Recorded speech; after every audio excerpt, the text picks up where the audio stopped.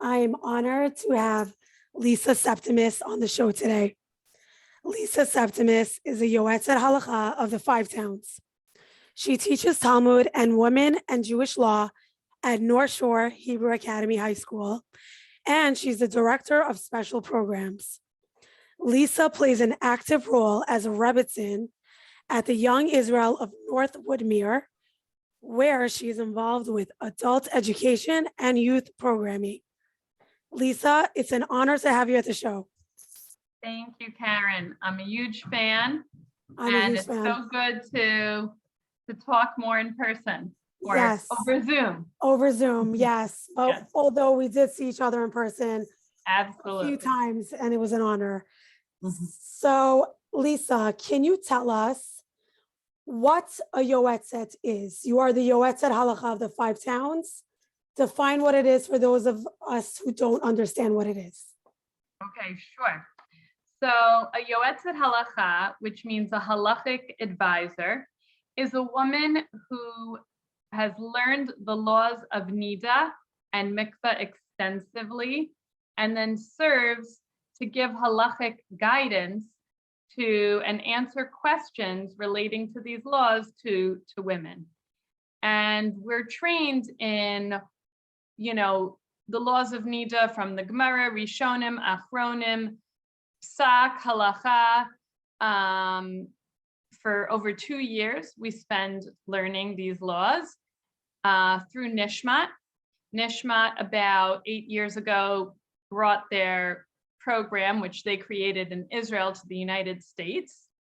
And in addition to just learning Hilchot Niddah and the laws of mikveh, we also are trained in areas of life that intersect with these laws, like learning about certain psychological issues and emotional issues that tend to come up when practicing niddah, learning about health issues, whether it's PCOS to infertility to breast cancer, any issue that a woman who calls us might face.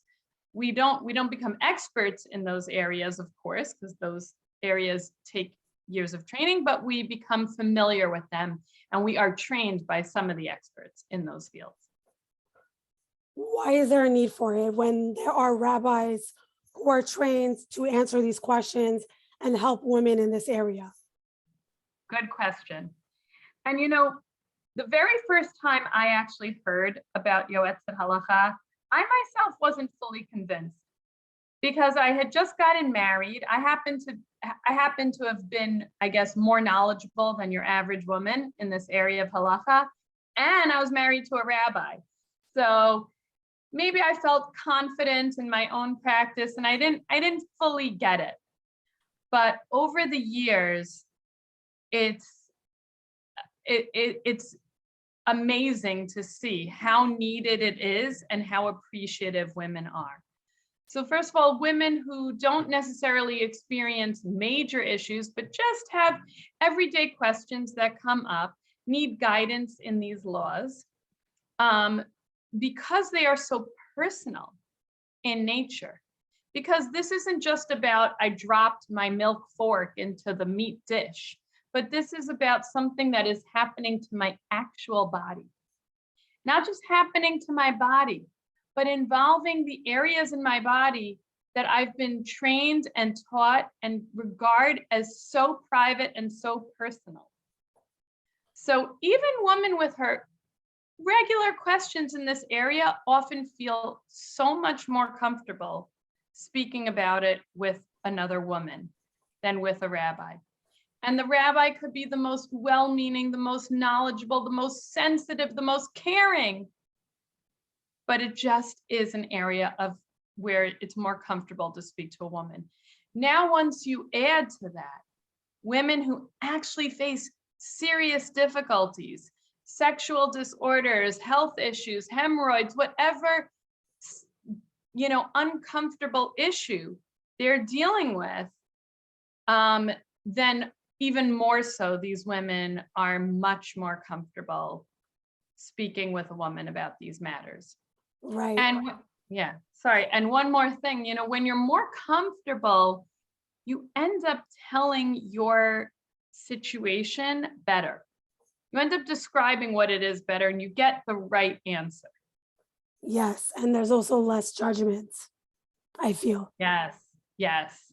Like you don't want to be bothering the rabbi, or like you don't want the rabbi to think of you in a certain way, or your marriage or anything like that. But with a yoetzet, as you said, like a woman probably feels not just more comfortable, but she also feels like she gets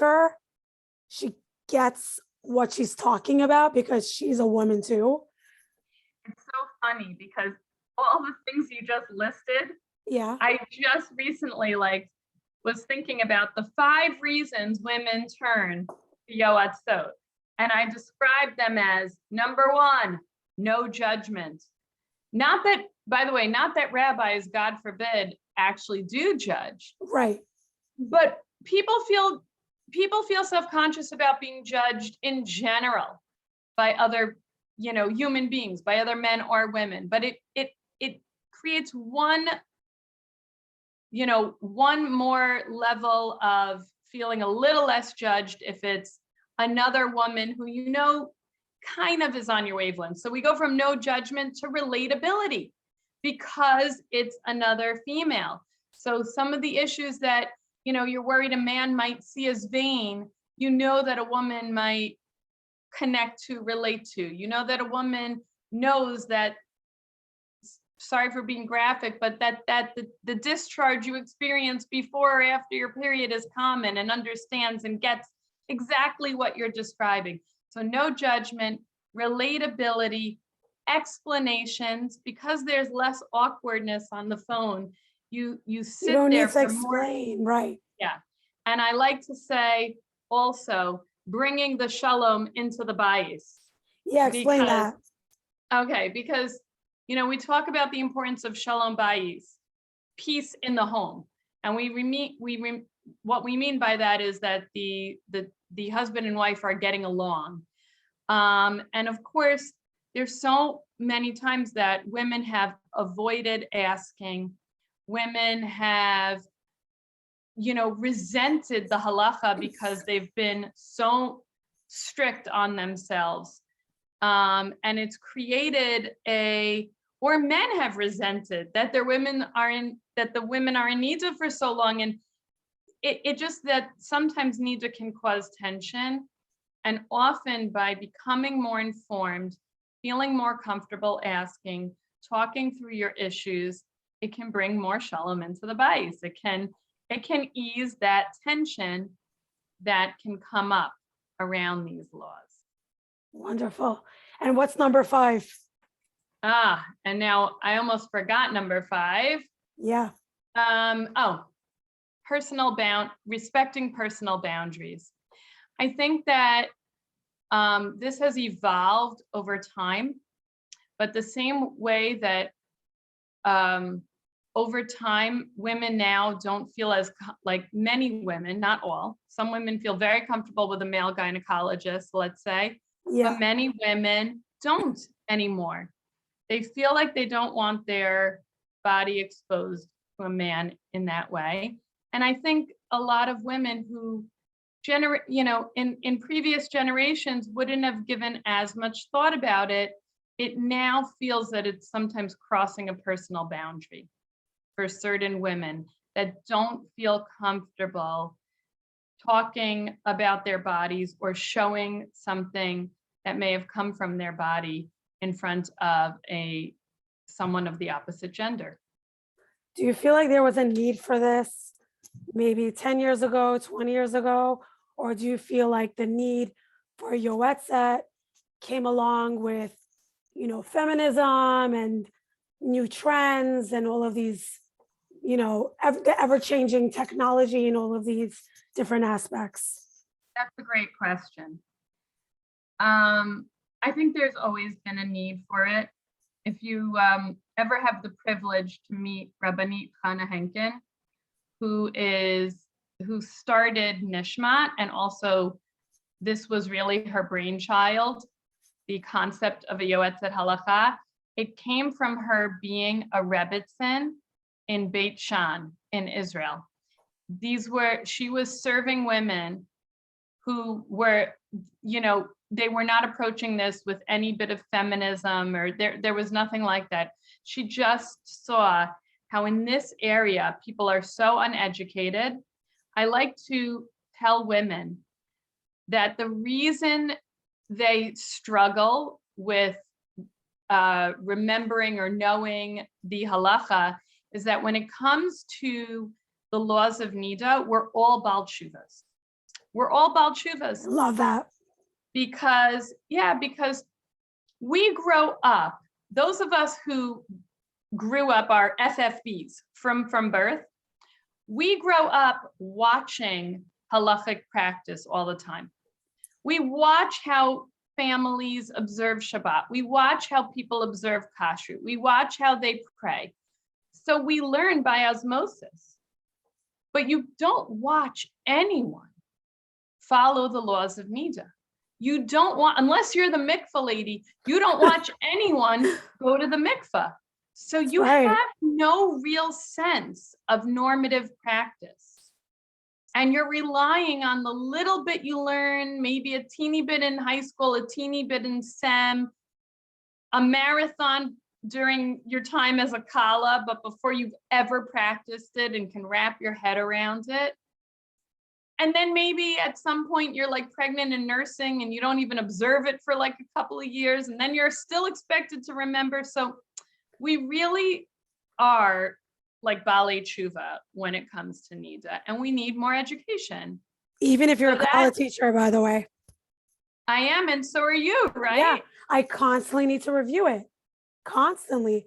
And people think just because I've been doing it for 7 years, I have all the information at the top of my head. I always have to look back, go to my sources, like I have to ask the rabbi. Right. It's constantly refreshing and going over your material. Yeah. True. I love that. Well, a line I read in a book, I don't remember now if it was Rav Avram Peretz Friedman or some other, there's so many great writers on niddah out there, but they said when it comes to marriage, there are very few laws that govern the intimate relationship between a husband and wife, meaning the actual physical intimate relationship. There are very few laws that tell you how to do that. That's for you as a couple to navigate. But when it comes to the time when you have to physically be separate during niddah, there are endless details. Yeah. There are a lot of details, and it's a lot to learn and it's a lot to absorb. So for those of us teaching it, and certainly for those practicing it as well. That's right. So to getting back to your question though, so I think this is not a new need, but I think it has become, the need has only increased. And I wouldn't say it's only because of our sensibility, because of Me Too movements or feminism. I'll also say the need has also increased because of how many new birth controls are on the market, and how often women's bodies undergo changes. And so women are constantly calling me and they'll say, I never had to ask a shaila before. I never had to ask a question. And here I am, I'm 40 years old and I don't know what's going on. So even those who think I have a totally predictable body, I got this covered, I got it down. Yeah. You switch birth controls, something changes, you start your perimenopause, whatever it is. And suddenly you feel a little bit at a loss. Yeah. Yeah. So when you say you're the Yoetzet Halacha of the 5 towns, does that mean only people from the 5 towns can call you? Only Ashkenazi women? Do you also deal with Sephardi Halacha? Okay. So when I finished my training as a Yoetzet, I met with a number of rabbis in the 5 towns of a few different shuls, and we had to decide, how was this going to work? Was I working for shuls? Was I working for a community? And at the time we agreed that we wanted this to be a community resource for anyone who wanted to call, from any shul, from any, Ashkenaz, Sephardi, whoever it is who needed this service, who felt comfortable would be able to call. So, and that goes also, it was in, the vision was to serve the 5 towns and to have the 5 towns financially support this. But I never, it's my policy that I don't ask people where they're calling from. And I know sometimes people offer anyway, and the majority are calls from women in the 5 towns, but they're women in Great Neck who call me, especially because I used to be the Yoetzet Halacha in Great Neck. Sadly, they don't have one currently. No. But I wish we had been able to maintain that position. And I get calls from West Hempstead and Oceanside, and I get calls from Florida or Manhattan. Like, sometimes people just know you. And once you have an Instagram presence also, sometimes someone's following you and they ask you a question. You're not going to say, I don't limit it to neighborhood. Right. So I'm wondering, what are some of the common questions you receive from women? Oh, wow. Well, the most common question that, I literally answer at least 2-3 times a day. Can I guess? is not that glorious, but it's really about the difference between staining and flow. I knew it. Okay, you could have predicted. My children could probably answer this question already. I think that's the number one question I get as a college teacher.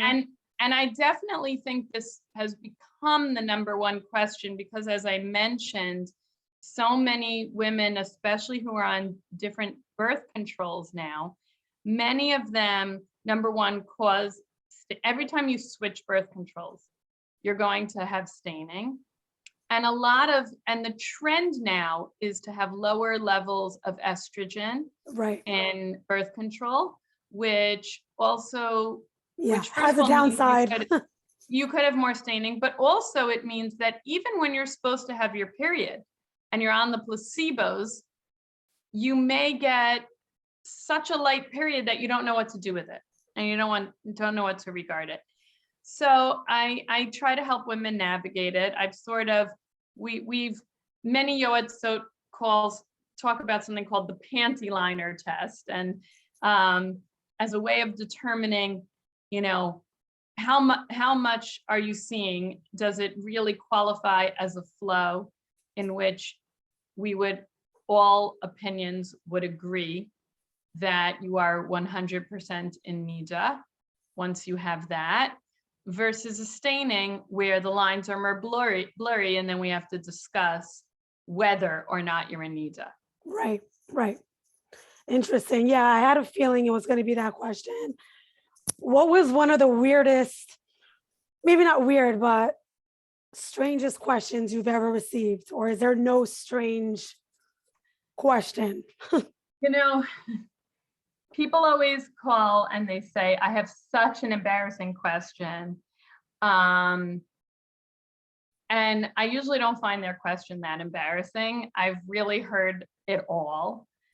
A lot of times people will be a little shy, or I guess they're calling, so thankfully not that shy, but they will, they'll have, if they see something within an intimate act, okay, within, some sort of sexual experience, then they're naturally a little bit uncomfortable to have to describe it and to have to tell me the details of what was going on.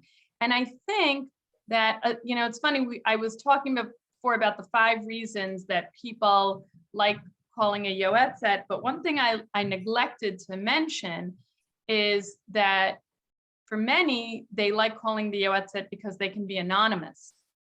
And I Yes. try not to save people's numbers in my contacts. And I have a separate Yoetzet number so that it's not appearing on WhatsApp where you see people's names a lot. It's a Google Voice number, and it really is anonymous. In fact, there are times people call me, and they've called me before, and they think I know who they are, and I really have no clue who I'm speaking to. And if they want me to know, I'll say, I'll follow up with that. But I purposely don't save numbers in order to keep people anonymous if they want to be. That's great. That's great. I think the anonymous factor really helps people open up and not feel ashamed of what they're going through or what they're asking. So that's a great part of being a yoetzet. So let's talk about the mikveh. Okay. I noticed in the last couple of years, maybe it was because of COVID and like the mikveh experience is not the same, like Kallah teachers and their Kallahs, the way they learned about the mikveh was about, it's like a spa day and it's such a beautiful experience. It's your day off, all of that. But I notice many women have been feeling jaded from going to the mikveh, whether it's not because it's not the same anymore, or it's just life just became harder and it gets difficult to go to the mikveh, to like leave everything behind, crying kids, bedtimes, trying to find a babysitter if your husband's not home. So it feels very overwhelming. Right. So what are some ways we can make the mikveh experience more comfortable for women? Okay, good. Really good question.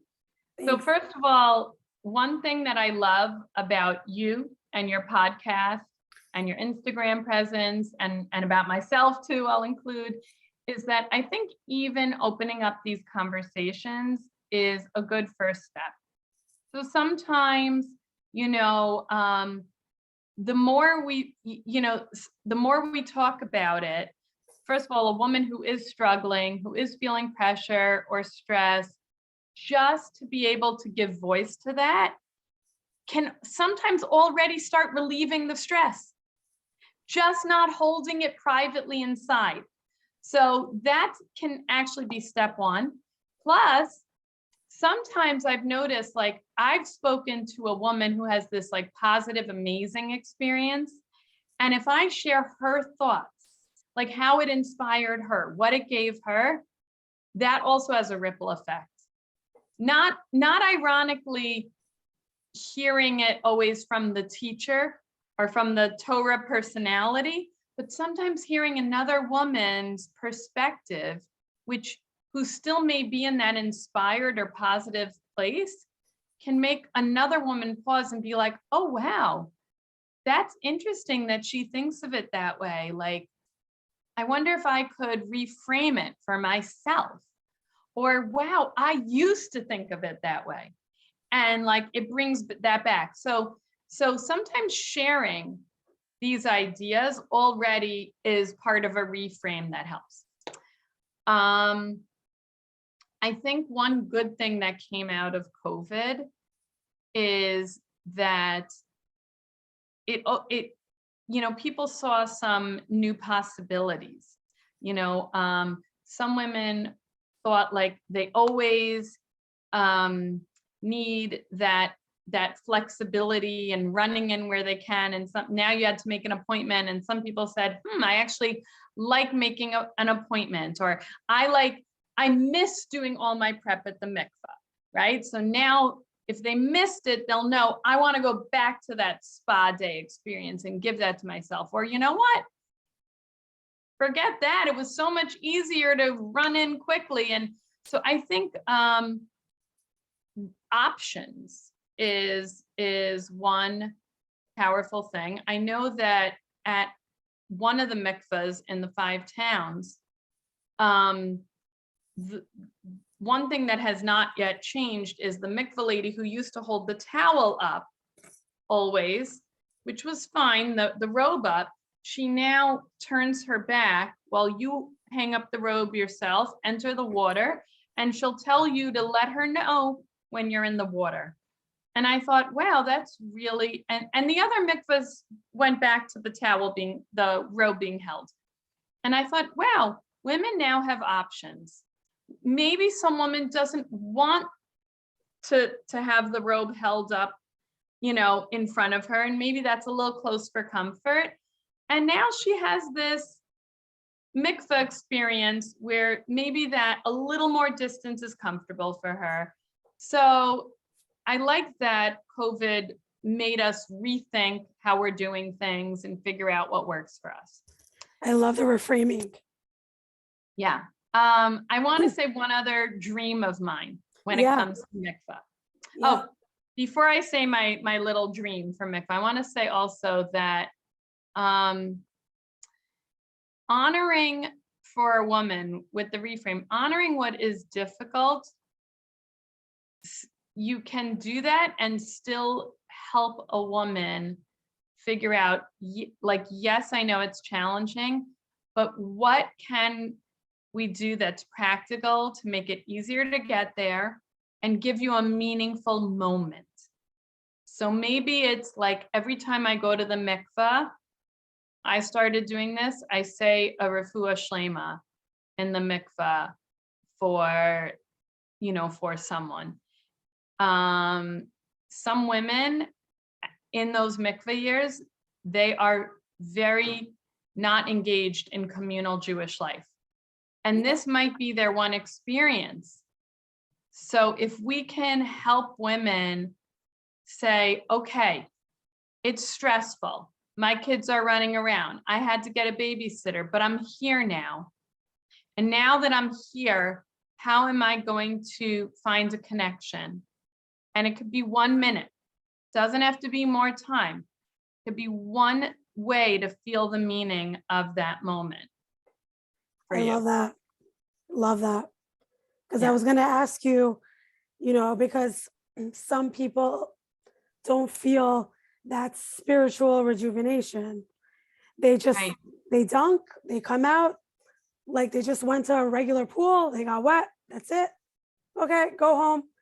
But then other women, like, they're like, oh, I feel like God's presence. I feel like such a special bond. But, some people don't feel that. So you just answered my question.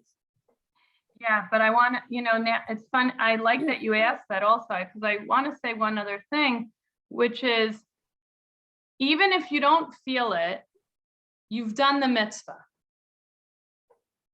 And that's the essence. You shouldn't feel guilty about it if you don't feel that rejuvenation. But if you want to experience the spirituality, you don't have to close off that possibility for yourself either. Beautiful. I love the options. Yeah. So my mikveh dream, which is like so 5 towns of me, but hey, I am the 5 towns Yoetzet, so come on. Be who you are.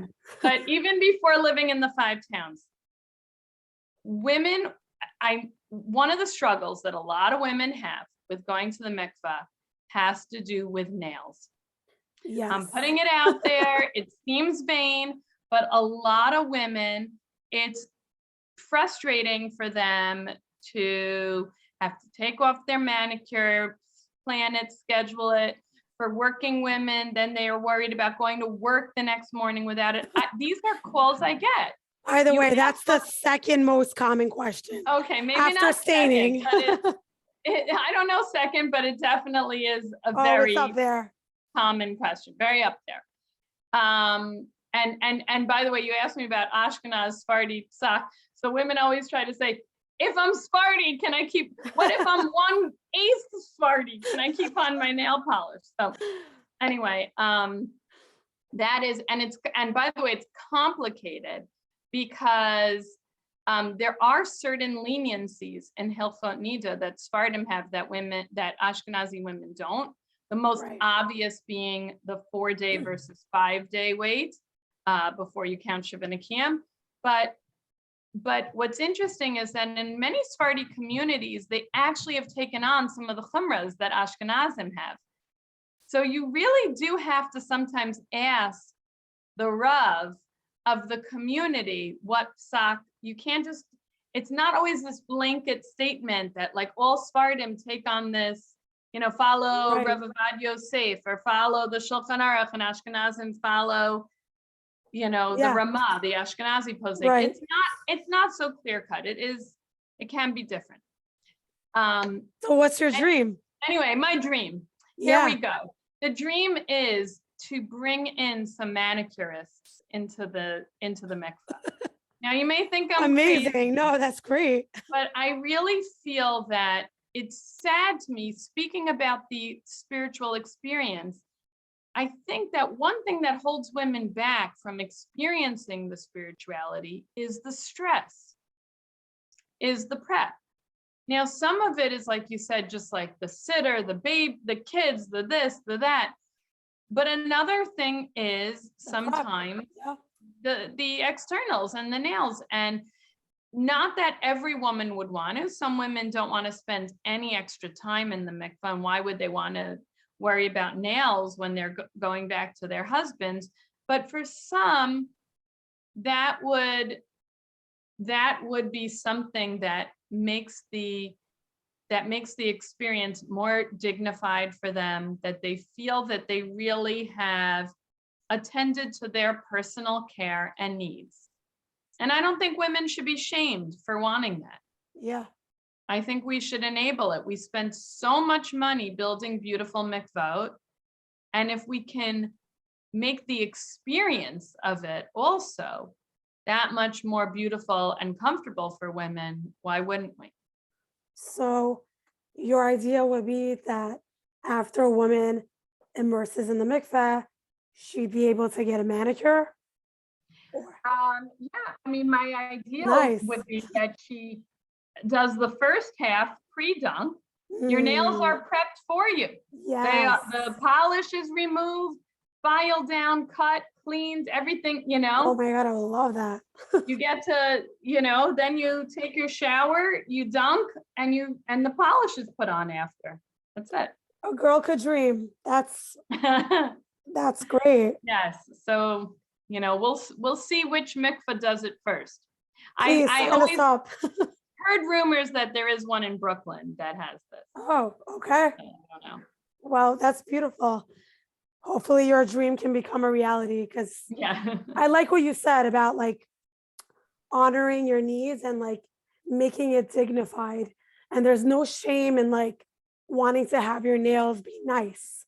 Like maybe some women feel like, oh, I don't want to be shallow and materialistic. Like, why do I have to care about that? But no, you're saying like your personal needs, your personal desires, personal care is very important. So I love that. I love what you said about that. I don't think your personal care should be higher than your halachic observance. But Right. if we can help women do both, b'simcha, Why not? Yeah, beautiful. So I want to now take the conversation to all the laws that are between a man and a woman when they're separated. Okay, harchakot, the behavior that they need to hold when a woman is niddah, right? So no touching, no kissing, no physicality, anything of that. But many men and women, they express their love only through physical touch. So like from the 5 love languages, physical touch is their primary and only love language. So what happens is that when the woman is niddah, there's a lot of strain on the marriage because there's no touching.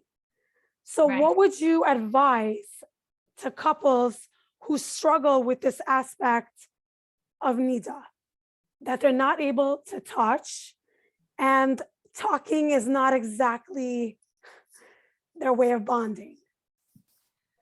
So first of all, I guess where I might disagree with you slightly. Okay, I like that. Is when you talk about physical touch being someone's love language. Okay. There, I know the 5 love languages are very popular. Yes. And it definitely rings true for some people, but I don't believe that there's someone who exclusively has only one love language, only one way of relating. Right. And I think that the Torah, with the laws of niddah especially, wants you to build a repertoire of more than one. That's right. It's very often that before everyone read this book on the 5 love language, many people got married before that. Yeah. And many people married people whose primary love language was different than their own. So does that mean that your marriage isn't a success? No, I mean, hopefully, I think what often happens is that couples have to respect the other person's way of expressing love, both in terms of learning to take in their way of love. For example, if a man's way of love language is, let's say, physical touch, and that's one of the ways he wants to express his love to his partner and show his love, then and she, her way of her love language is a little bit more towards, gifts or shared time. She has to learn to understand that he's trying to show love in another way and not feel rejected. And he also has to learn to try to express outside of his natural language as well. So I think that within marriage, during the times when a woman is in niddah and they have to observe the harchakot, I think it is a time that couples do need to practice working on other forms of affection, on other forms of connection. And by the way, touch is, sometimes it can be used as a cover for other forms. It's like, can you elaborate on that? Well, I feel that when you're not feeling as in sync and connected, it's simpler, rather than admitting it, rather than talking about it, rather than spending time and maybe feeling like, are we going to have anything to say at this restaurant when we go together, or are we going to get in another argument about something? Isn't it easier to just, be together physically? And I don't even mean always, actual sex. Even just hug. I'll give someone a hug, and then we'll, sort of put to the side the ways that we feel a little less connected right now. So, so I think it takes work. I think the harchakot are not easy, and it takes work when a woman's in niddah. But I think in the long run, it also is potential for a relationship to grow. Yeah. Any challenge that you go through as a individual and as a couple has the potential to make you stronger, or of course to, if you don't rise to that challenge, make you weaker. Yeah. Now, I don't want to minimize that it's hard for couples. I was thinking about this just the other day. I was thinking, like, the people who are really observing these extra harchakot, right? I shouldn't say extra, that observe the harchakot. Right. They are those who are most observant, right? Who are observing the full range of halacha. And what we would assume that when they were dating, they were also not physically intimate. So I was just talking to someone the other day and saying, why is it that people are struggling so much with this in marriage, and not, and yet when they were dating, they were able somehow to develop a connection or, Right. so I realized that when you don't have that form of intimacy, yes, you have to rely on other forms.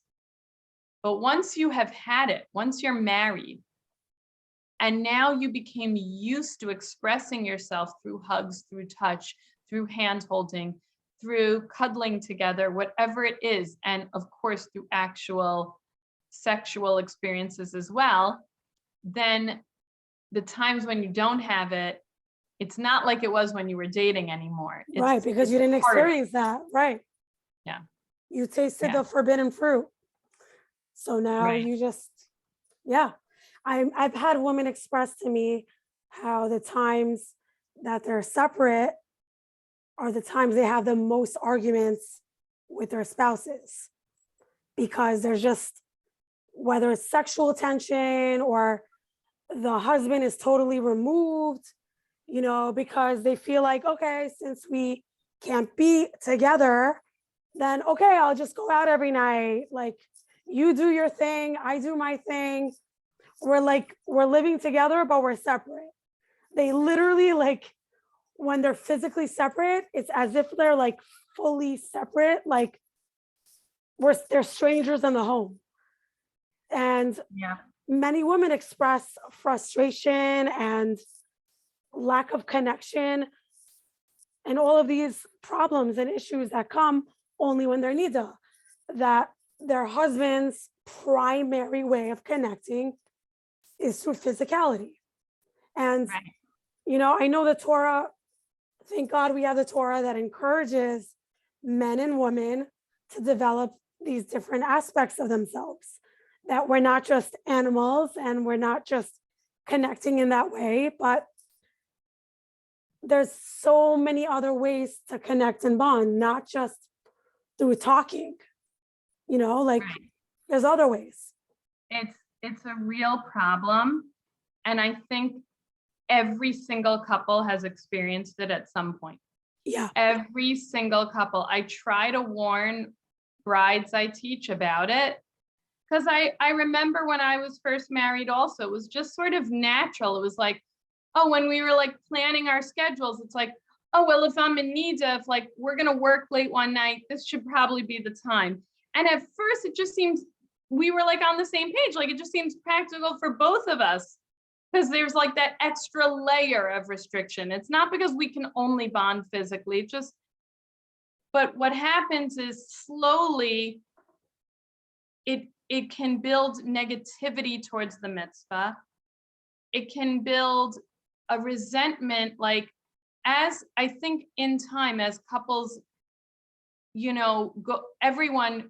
every marriage goes through ups and downs, and every marriage goes through times when you're more or less connected. And what's going to happen is, at a time when you're a little less emotionally connected, I think people are going to, many women especially, it could happen in the other direction, but I've seen it more with women, are going to start to feel sensitive to it. And I remember when I was learning niddah the very first time, I was actually single. Wasn't in the Yoetzet program. I was learning it in GPAT. It's like the Stern Gemara Halacha program in graduate school. I was the only single woman. Wow. And one of the married women said, mikveh night's difficult for me because I come home and I feel like a piece of meat.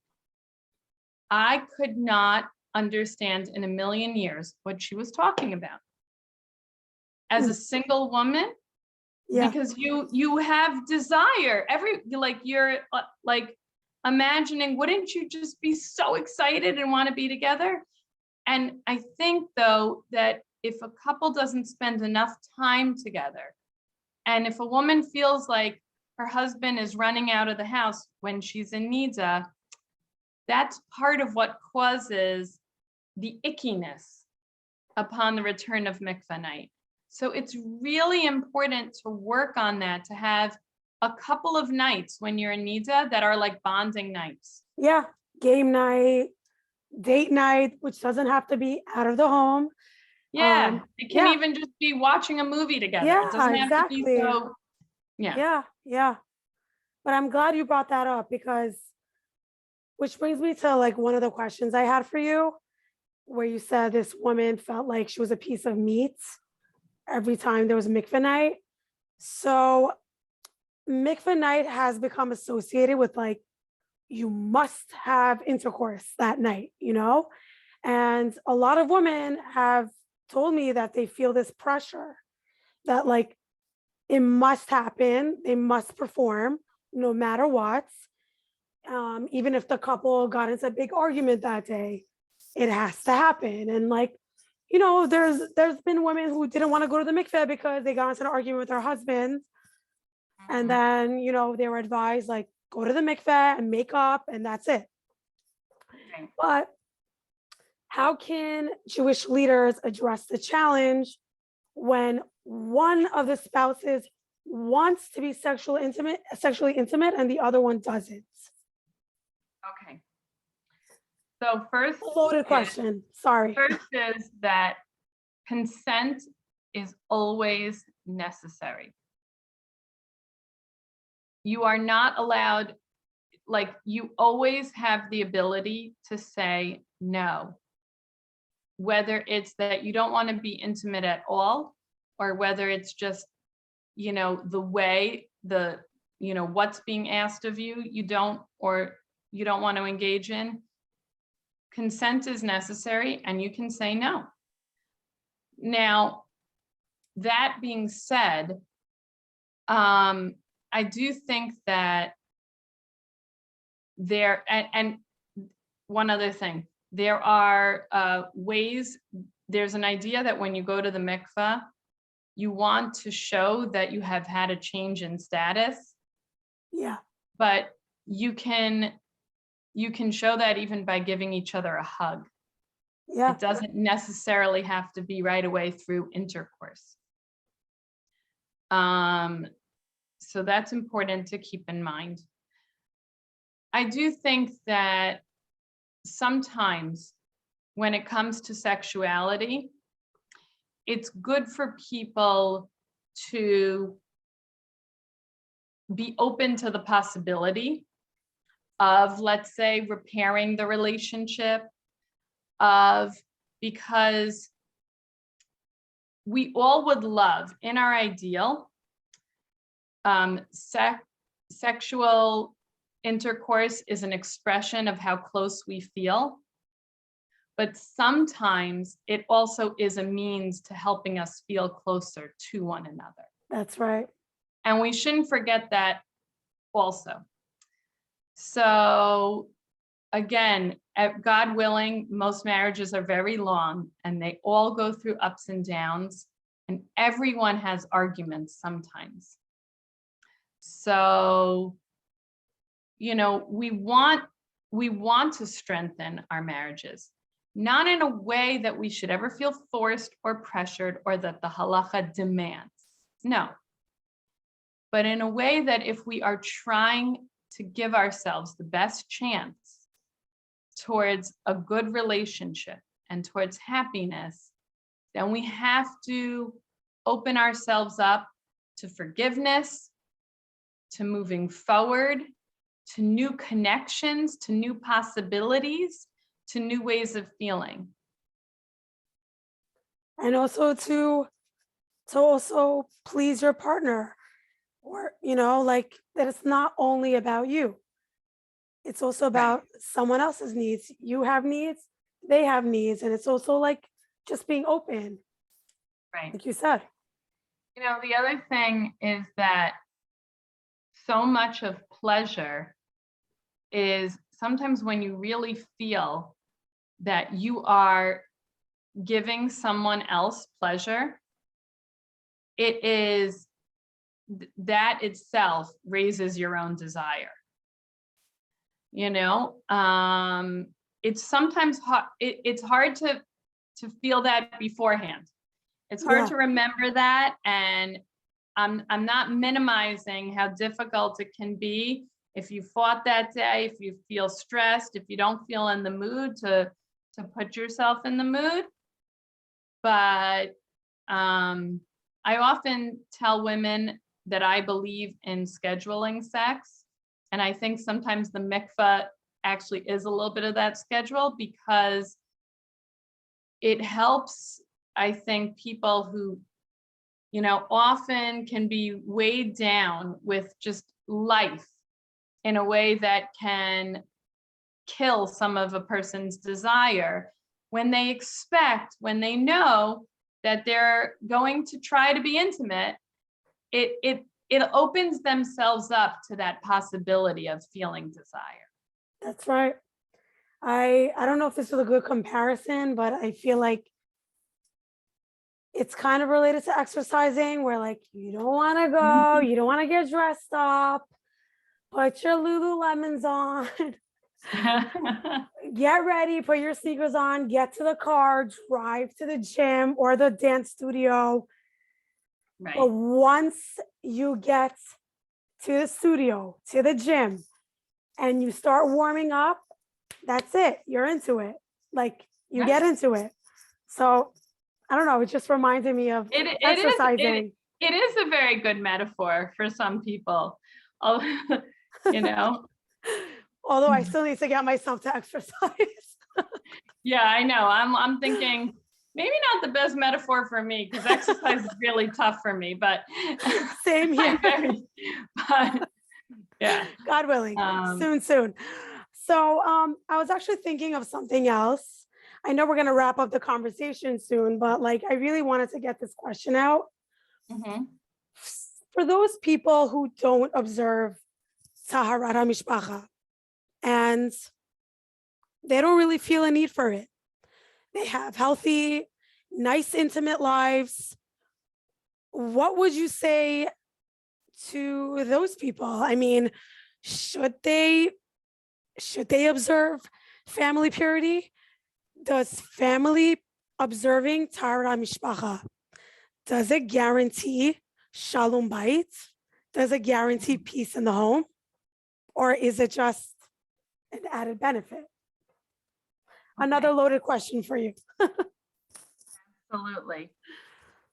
And there were a lot of questions in there, but Yeah. so first of all, I'll start with your last question. Okay. Now, nothing can guarantee shalom bayit. Keeping niddah, going to mikveh, it's not a magic potion. Just going through the motions and keeping the halacha alone is not going to make your marriage great. I think first of all, we spoke a lot about the way we frame things, right? Yeah. I think one of the gifts that niddah can give you, another thing I often say about niddah is it's like holding up a magnifying glass to what's going on in your life, for good and for bad. It sometimes creates, if you're going through a stressful time, people can find it magnified by niddah or the opposite. But one thing I like is the mitzvah makes us conscious. It makes us, you're less likely to just go through every day as the same in your marriage, because you do notice the times in niddah versus the times in not niddah differently. And therefore, it's an invitation to do the work that comes along with making your marriage great.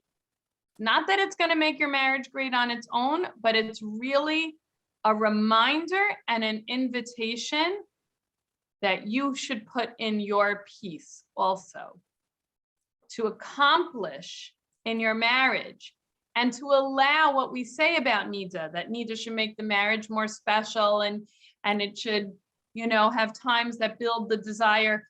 That won't happen automatically, but with you being conscious of it and working towards it, you have the possibility to make it happen.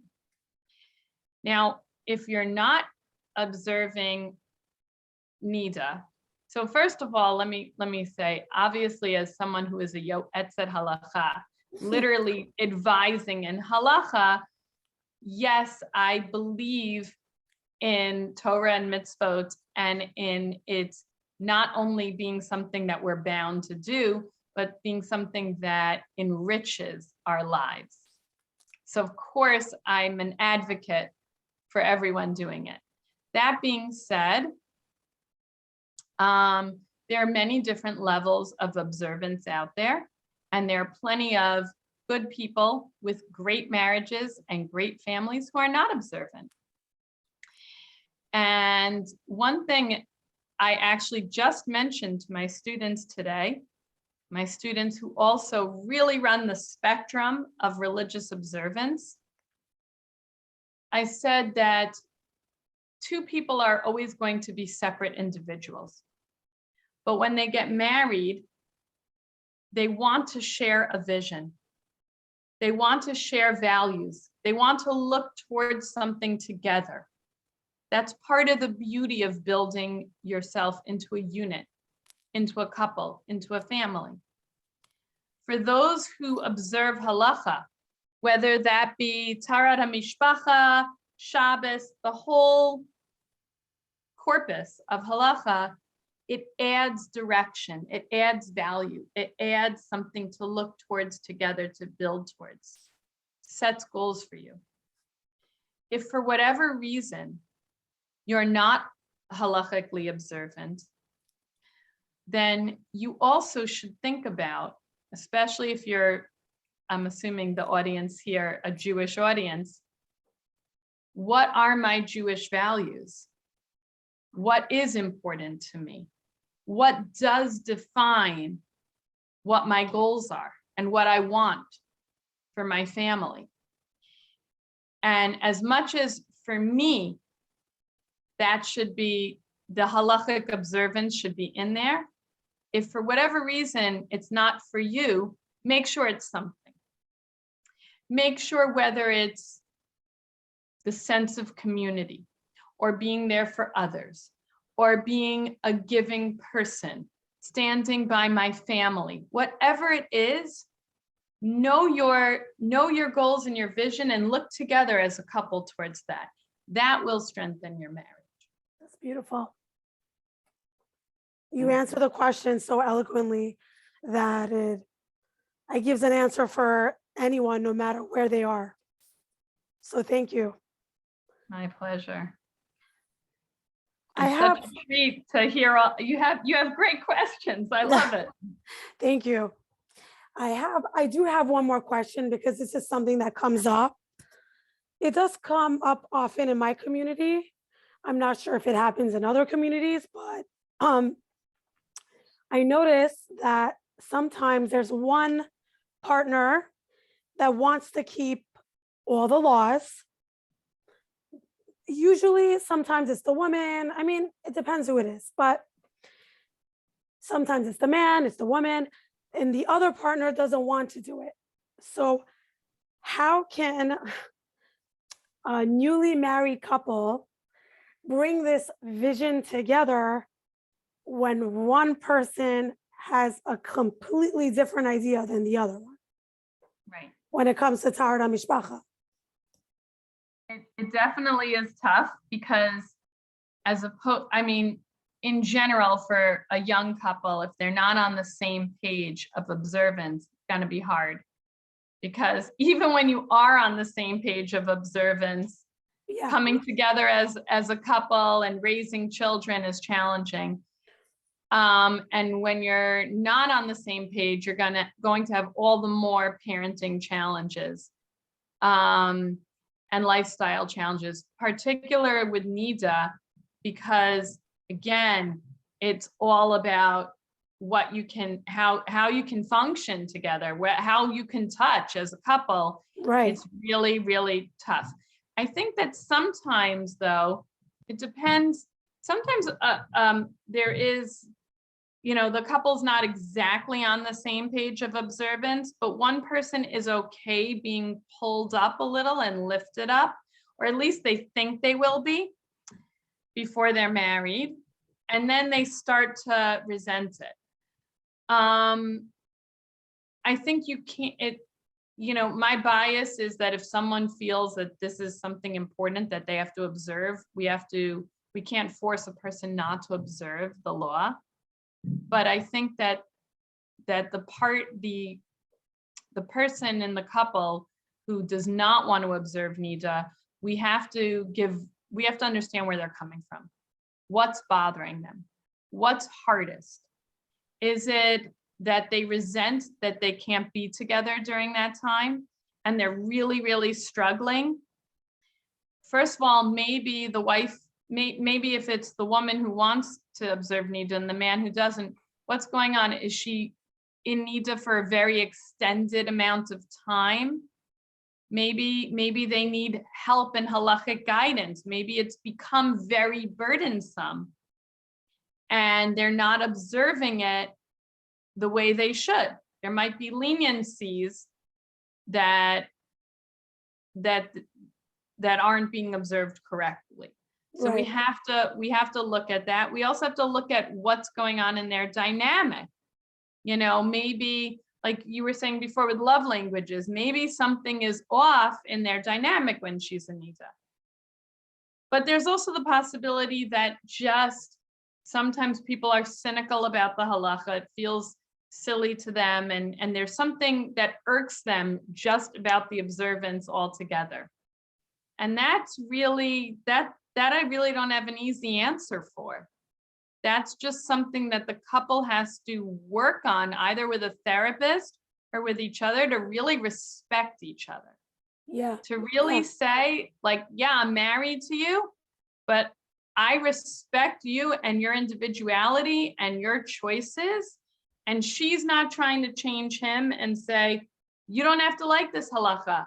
I respect that you don't necessarily believe in it. And he's respecting her that she does and wants to observe that. Yeah. That's a great answer. I know it's not an easy answer, and there's a lot of shades of gray in it.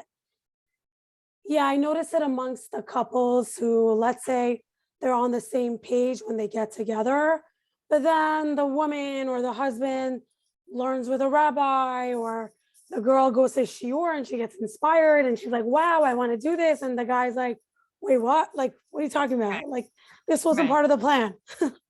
Right. That's where I see it often. But you know what? There's always going to be things that weren't part of the plan. Yeah. Your spouse is gonna, or you are going to change. It's inevitable. And there are always going to be some changes that are great and some changes that you don't like. So right. It's just a matter of where you're going to find them. Right. Yeah. But well, Lisa, I learned so much from you. And whoever's listening right now, you are an incredible teacher. You just, thank you. You grab the mic and I let you take over. I'm like, Lisa, I'm not talking today. I need to rest my vocal cords. That was a nice way of saying, I think that you may talk too much. No, not at all. You're an excellent teacher. Thank you. And from what I see, you're an amazing Yoetzet Halacha. And if anyone has any questions, anything at all regarding Taharat Hamishpacha, the mikveh, anything, Lisa's here to help you. And God willing, we should have many more YOATZOT HALACHA to guide women. We need women halachic consultants because it's very necessary. Lisa, do you have one final message for your audience? Wow. I guess that so much of what we spoke about tonight is really, opening yourself up to new possibilities. So wherever you were coming into this conversation, whether there was an aspect of niddah or mikveh or your marriage or whatever it, or who knows, your own observance that you were a little bit struggling with. I hope that you will be open to thinking about it in a new way, figuring out how to make it a little bit easier, a little bit better, a little bit more inspired. Not major changes, but always accepting and knowing that little movements can go a long way. Thank you. Beautiful. And Lisa, where can people find you if they want to contact you? Okay, thank you. I'm on Instagram at 5 Towns Yoetzet. I have a website, 5townsyoetzet.org. And there's a contact page on there, so you can email me, and my phone number is on that website. So look me up, and I hope to hear from some of you. And Karen, I thank you so much for, giving voice to Yoatzot and the work we do, and to so many important Jewish issues that you feature on this podcast. Thank you. It was my pleasure. Thank you so much, Lisa. You too. Good night. Thank you.